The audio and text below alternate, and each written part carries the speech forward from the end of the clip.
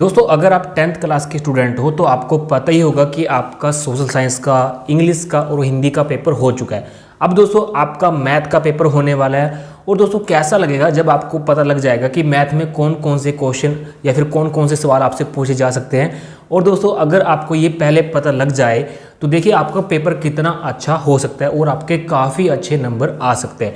दोस्तों पेपर आने से पहले मैं कुछ पेपर के बारे में बता देता हूं जिससे आप अपना काफ़ी अच्छी तैयारी कर सकते हो। और दोस्तों जैसे कि आप पेपर करके आओगे तो आप देख भी सकते हो कि आपका जो क्वेश्चन पेपर है काफ़ी सारे क्वेश्चन आपके इसमें से भी आएंगे, जो भी मैं आपको इस वीडियो में पेपर आपको मैथ का दिखाने वाला हूँ। तो गाइस सबसे पहले देखिए आपके पास पेपर का जो स्टाइल होगा वो इस तरह से आएगा। 10th क्लास का गणित का यानी मैथमेटिक्स का पार्ट 1 मिलेगा और आपको पार्ट 2 मिलेगा। पार्ट 1 में देखिए आपसे क्या होगा कि पार्ट 1 में आपसे जो है यहाँ पर 13 प्रश्न पूछे जाएंगे जैसे आप देख रहे हैं। और पार्ट 2 में आपसे जो है 40 प्रश्न पूछे जाएंगे जो कि एक एक नंबर के होंगे, ऑप्शन टाइप होंगे। लेकिन जो पार्ट 1 में आपको 13 क्वेश्चन दिए जाएंगे वो बड़े बड़े क्वेश्चन होंगे जिसमें आपको सवाल को हल करना पड़ेगा। यानी कि आपका पार्ट 1 होगा वो आपका 40 नंबर का होगा और पार्ट 2 आपका 40 नंबर का होगा। टोटल आपका जो पेपर होगा वो आपका 80 अंक का होगा और 2.5 घंटे का आपको समय मिलेगा। अब कौन कौन से क्वेश्चन आ सकते हैं मैं आपको इंपॉर्टेंट क्वेश्चन बताने वाला हूँ। सबसे पहले देखिए आपको मैं पार्ट 2 करवाता हूँ ताकि आपका एक नंबर जो क्वेश्चन है वो आपके क्लियर हो सके। सबसे पहले देखिए यहाँ पर आपके सामने पार्ट 2 आ चुका है और यहाँ पर सबसे पहले देखिए आपके किस टाइप के आपके क्वेश्चन आएंगे जो कि एक नंबर के होंगे। तो सबसे पहले देखिए यहाँ पर आपसे कहा जाएगा कि सभी प्रश्न अनिवार्य हैं। उसके बाद देखिए सबसे पहले इस तरह के क्वेश्चन आपसे पूछे जाएंगे जैसे कि आप यहाँ देख रहे हैं कि 2825 को अभाज्य गुणनखंडों में रूप में व्यक्त कीजिए। ये आपका एक नंबर का क्वेश्चन होगा तो आपको इसका आंसर सीधा लिखना है। उसके बाद इस तरह के क्वेश्चन आपसे पूछे जा सकें। ये एक सैम्पल पेपर है जो मैं आपसे करवा रहा हूँ जो कि इनकी वेबसाइट पर है, यानी कि हरियाणा बोर्ड की वेबसाइट से ये पेपर मुझे मिला है। उसके बाद 5+5 यहाँ पर वर्गमूल 5 का एक परिमेय संख्या है या फिर अपरिमेय संख्या है। तो आपको बताना है कि ये परिमेय संख्या है या फिर अपरिमेय संख्या है, आपका एक नंबर का होगा। उसके बाद आपसे इस तरह का HCF पूछा जा सकता है कि इस संख्या का HCF क्या है। उसके बाद परिमेय संख्या आपको दे दी जाएगी और आपको बताया जाएगा कि प्रशांत शांत है या फिर अशांत आवर्ती है। उसके बाद 5वां क्वेश्चन एक नंबर का आपको इस तरह से पूछे जाएंगे, यानी आपको द्विघाती बहुपद आपको 7x² - 3x + 1 को शून्यकों का योग, यानी कि यहाँ पर खाली स्थान दिया जाएगा कि यहाँ पर इसका शून्य का योग क्या होगा वो आपको बताना पड़ेगा, तो आपका एक नंबर का होगा। उसके बाद यहाँ पर 6वां क्वेश्चन इस तरह से आएगा आपके पास, यदि द्विघात बहुपद के शून्य का योग तथा गुणनफल कम से 1/3 और 1/3 - 1/3 हो तो वह द्विघात बहुपद है। तो इनमें से आपको ऑप्शन टाइप चल जाएगा, इनमें से आपको बताना है कि कौन सा ऑप्शन ठीक रहेगा। तो दोस्तों आपके लिए काफ़ी अच्छी बात है कि आपको पेपर आने से पहले इस तरह से आपको पता लग जाए कि आपका पेपर किस स्टाइल से आने वाला है और यानी कहाँ से किस प्रश्नावली से आपको क्वेश्चन आ सकते हैं। तो आप अच्छे से तैयारी करके जाइएगा ताकि आपके अच्छे नंबर आ सकें। अब 7वां क्वेश्चन आपसे पूछा गया है कि आपको ये युग्म दिए गए हैं समीकरणों के 4/x = 2y = 8 तथा 2x = 3y 3y = 12 संगत है या फिर असंगत है। आपको यस नो में आंसर देना है कि हाँ संगत है या फिर नहीं है। उसके बाद फिर आपको ऑप्शन टाइप क्वेश्चन दिए जाएंगे जैसे कि रैखिक समीकरणों s - t = 3, तो यानी s का मान क्या है और t का मान क्या है आपको बताना है हल करके। आपको इंग्लिश में भी दिया गया है, अगर आपको इंग्लिश समझ में आती है तो आप इंग्लिश में भी कर सकते हैं। उसके बाद द्विघाती समीकरण दी गई है, आपको गुणनखंड करना है इस समीकरण का आपको। उसके बाद फिर आपको यहाँ पर 10वां क्वेश्चन आपको द्विघाती समीकरण दी गई है, इसका आपको मूल बताना है। तो आपको ये आपका एक नंबर का है तो आपको एक लाइन में इसका आंसर लिखना है। उसके बाद आपके ऑप्शन टाइप आएंगे, ये आपको द्विघाती समीकरण आपको दे दी गई है तो के का मान बताइए, यानी आपको के का मान यहाँ पर आपको बताना पड़ेगा। आपको हल करके आपको दिखना पड़ेगा कि कौन सा आंसर इसमें ठीक आता है। उसके बाद 12वां क्वेश्चन आपको x + y + 1 = 0 4x + py + 8 = 0। तो यहाँ पर एक अद्विघाती हल करना है, यानी p के किन मानों के लिए, यानी आपको p का आपको मान बताना है। उसके बाद आपको AP में से आपको क्वेश्चन दिया जाएगा, यानी कि सामवर्तर आपको लिखना है।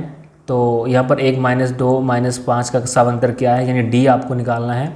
उसके बाद यहाँ पर आपको रकम दी गई है तो यहाँ पर आपको प्रश्न दिया गया और आपको 14वां पद आपको बताना है जो कि आपको हल करना पड़ेगा और आपको बताना पड़ेगा सही उत्तर क्या है।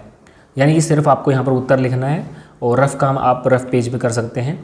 उसके बाद यहाँ पर आपको पूछा गया है पहले 50 प्राकृतिक संख्याओं का योग क्या है। ये आपका फॉर्मूला लगाकर n plus n bracket n+1 इस गुणा में d, इस तरह से इसका फॉर्मूला होता है, मुझे प्रॉपर याद नहीं है। तो उसका आपको बस सीधा उत्तर बताना है कि 50 प्राकृतिक संख्याओं का योग कितना होगा। उसके बाद 16वां क्वेश्चन आपका आ जाता है इस तरह से, जैसे आप देख रहे हैं। सबसे पहले यहाँ पर आपको AP रकम दी गई है, तो ये आपको बोल रहा है कि 2 -1 -4 के अगले 3 पद लिखिए। तो यहाँ पर सीधा आपको आंसर ही लिखना है जो कि 1 नंबर का है। उसके बाद यहाँ पर सभी वर्ग खालिस्तान होते हैं, समरूप होते हैं, या फिर आपको ऑप्शन दिए गए हैं समरूप होते हैं, विश्वांसम होते हैं, तो आपको यहाँ पर लिखना है समरूप। उसके बाद देखिए यहाँ पर आपको कोण दे दिए गए हैं MNL QPR। तो यहाँ पर आपको इसमें से आकृति में से समरूपता की कौन सी कटौती लगी है आपको बताना है। Option A B C D कौन सा ऑप्शन इसमें ठीक रहेगा। अगर आपने पढ़ा होगा तो आप बता सकते हैं। उसके बाद आपको त्रिभुज की भुजाएं दी गई हैं, इनमें से कौन सा समकोण त्रिभुज हैं तो आपको बता दिया गया है, ये आपको बता दिया गया है, तो आपको आंसर आपको बताना है। उसके बाद 20वीं यहाँ पर आपको क्वेश्चन है कि आपको P से क्या उसे वालीकृत वृत्त PA PB स्पर्श रेखा परस्पर 100 डिग्री के कोण पर मिलती है, तो कोण POA बराबर होंगे 40 डिग्री, 80 डिग्री, 50 डिग्री। तो आपको ये हल करना है और आपको बता देना है। उसके बाद देखिए यहाँ पर आपको 21वां क्वेश्चन आपसे इस तरह से पूछे जा सकते हैं जैसे आपको मैं इस वीडियो में बता रहा हूँ। तो आपको देखिए ये रकम दी गई है, तो आपको उसे पढ़ लेना है और आपको बताना है कि हाँ ये सब वृत्त तथा उसकी स्पर्श रेखा के उपनिष्ठ बिंदु को क्या कहते हैं, आपको यहाँ पर ये बताना है।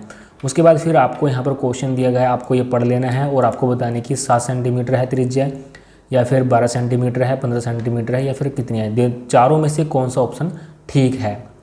उसके बाद फिर ये आपके क्वेश्चन आकृति आपको दी गई है DE पैरेलल BC और EC का मान ज्ञात करना है आपको, ये पैराग्राफ देखकर, डायग्राम फिगर देखकर। उसके बाद 24वां क्वेश्चन आपको -1 तथा -4 के बीच की दूरी खालिस्तान है, यानी फॉर्मूले से आपको ये आंसर आपको निकालना है। उसके बाद आपको अनुपात का क्वेश्चन दिया गया है, तो यहाँ पर बताना है 2:1 है, या फिर आपको 1:2 है, 1:1 है, 3:2 है, ये आपको आंसर आपको लिखना है।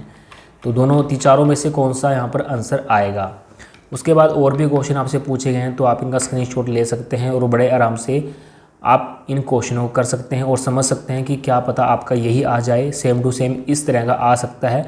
लेकिन यहाँ पर जो रकम होगी, जैसे कि यहाँ पर 2 5 लिखा हुआ है, 2 9 लिखा हुआ है, तो यहाँ पर 4 5 भी हो सकता है, 10 6 भी हो सकता है, यानी कि रकम यही हो सकती है। लेकिन यहाँ पर जो अंक है वो बदल सकते हैं, ऑप्शन भी बदल सकते हैं। तो इस तरह से आप हम तैयारी करके जाइएगा। उसके बाद आपको यानी कि cosecant, sine theta, cos theta, इनमें से भी आपके सवाल आएंगे जो कि काफ़ी सरल होते हैं अगर आपने किए हुए हैं। उसके बाद यदि सेकंड स्क्वायर थीटा 13/12 हो तो साइन थीटा का मान ज्ञात करिए। तो यहाँ पर एक फॉर्मूला होता है छोटा सा, वो लगा के आपको बता सकते हैं कि साइन थीटा का मान कितना हो सकता है। उसके बाद जैसे कि आप देख रहे हैं 2 tangent theta 30 degree 1 + tangent square 30 degree, तो इसका आपको बराबर किसके बराबर होता है वो फॉर्मूले के हिसाब से आपको निकालना है। तो ये भी काफ़ी क्वेश्चन आपसे पूछे जाएंगे। टेंजेंट थीटा में से cos theta, sine theta, cosecant theta में से पूछे जाएंगे, जैसे आप देख रहे हैं कि इसका मान निकालना है आपको। उसके बाद त्रिज्या आपको दी गई है और साडीरी चित्राखंड त्रिज्याखंड का कोण वाले वृत्त के त्रिज्याखंड का क्षेत्रफल ज्ञात कीजिए। फॉर्मूला लगा के आपको क्षेत्रफल ज्ञात करना है, वो आप कर सकते हो क्योंकि अगर आपने 10th में मैथ की पढ़ाई की हुई है अच्छी तरीके से। उसके बाद 32वां क्वेश्चन आप देख सकते हैं, इस तरह के आपसे क्वेश्चन पूछे जा सकते हैं कि एक घड़ी के मिनट की सुई की लंबाई 7 सेंटीमीटर है, इस सुई के द्वारा 15 मिनट में बनाए गए भाग का क्षेत्रफल कितना होगा। तो आप बता सकते हैं कि उसका क्षेत्रफल कितना हो सकता है, फॉर्मूला लगाकर आपको करना पड़ेगा, यानी सूत्र लगा के।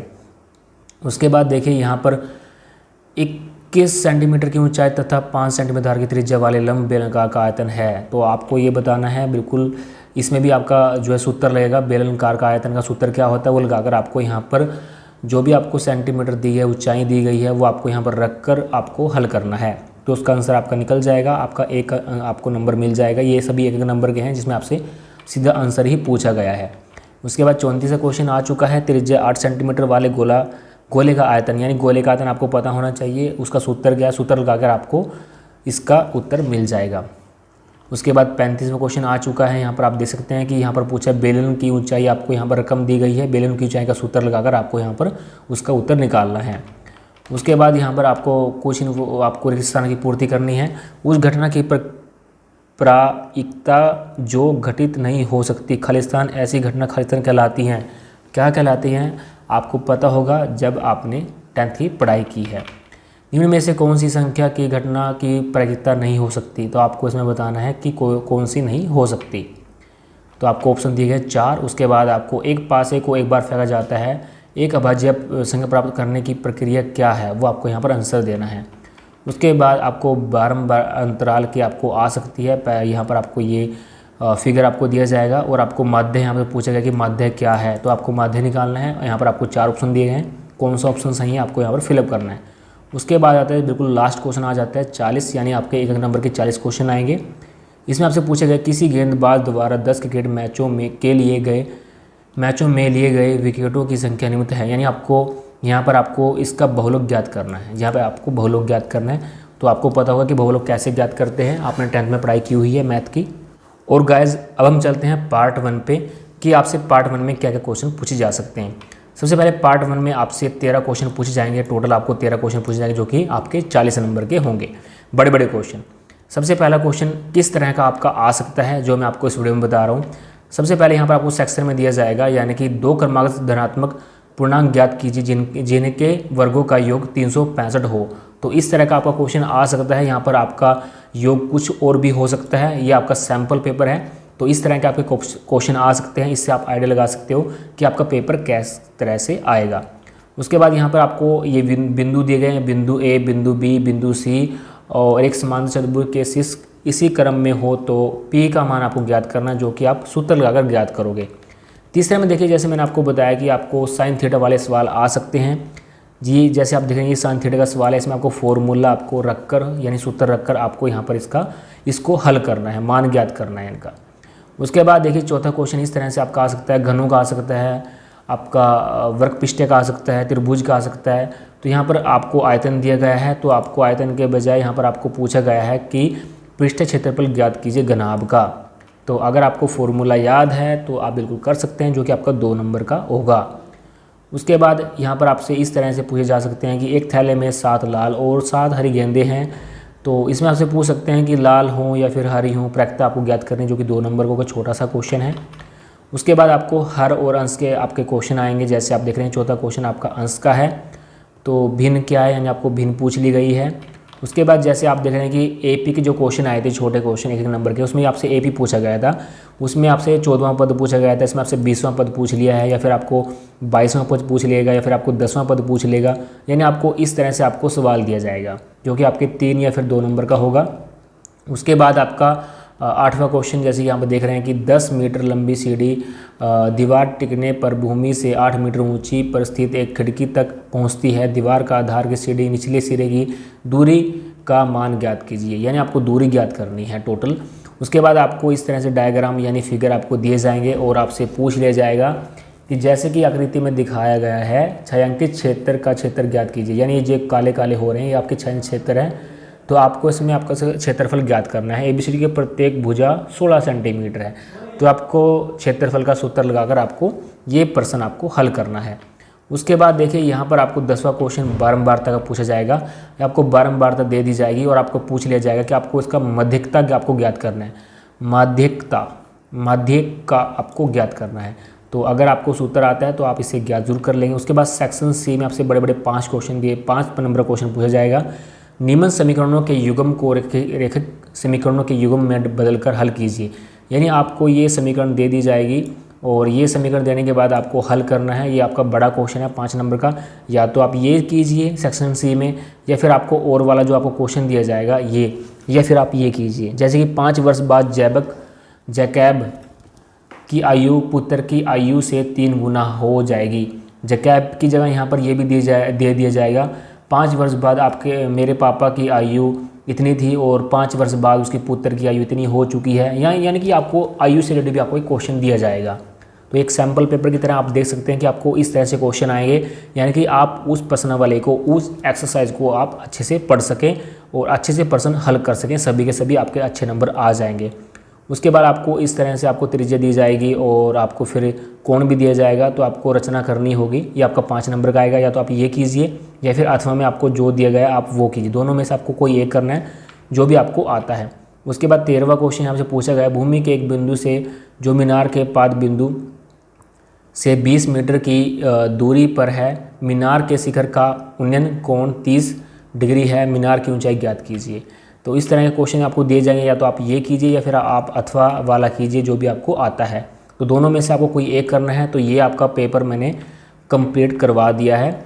तो आज दोस्तों उम्मीद करता हूँ कि जो भी इन्फॉर्मेशन मैंने आपको दी है तो आपको अच्छे वीडियो लाइक करना, शेयर करना और कमेंट करना। दोस्तों मैंने पहले भी काफ़ी वीडियो बनाई है, आपके जैसे हिंदी का पेपर आने वाला था उससे पहले ही मैंने वीडियो बना दी थी, लेकिन काफ़ी क्वेश्चन उससे रिलेटेड आए हैं। जैसे मैंने आपको इस पेपर में बताया था कि आपका पेपर बिल्कुल हिंदी का इस तरह से आएगा, यानी कुछ क्वेश्चन मिल जाते हैं। और जैसे कि मैंने आपको इस वीडियो में गणित के बारे में यानी मैथ के बारे में क्वेश्चन बताए हैं, काफ़ी क्वेश्चन आपको मिलेंगे, लेकिन जो आपका सवाल होगा जहाँ पर अंक लिखा रहेगा कि आपको 13वां पद ज्ञात करना है एपी का, या फिर आपको 14वां पद ज्ञात करना है, यानी आपकी रकम बदल दी जाएगी, लेकिन आपका सवाल वही रहेगा, उत्तर भी यहाँ पर आपका अलग हो जाएगा।